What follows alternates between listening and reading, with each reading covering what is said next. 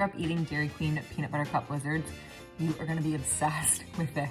Creamy, high protein, perfect amount of peanut butter cup flavor. Can't get over it.